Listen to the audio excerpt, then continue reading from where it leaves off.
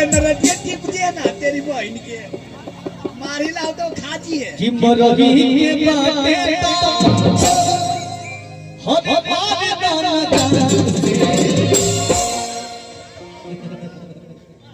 कि क्या है के मुबारे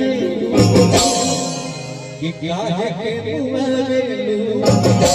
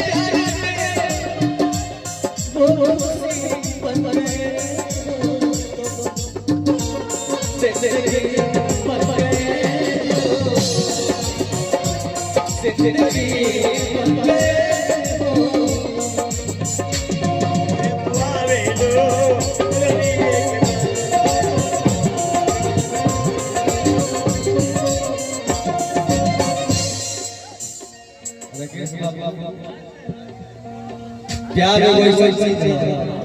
कहा जा रहा है कि जरा से पाने की चाहत में बहुत छूट जाता है कोची में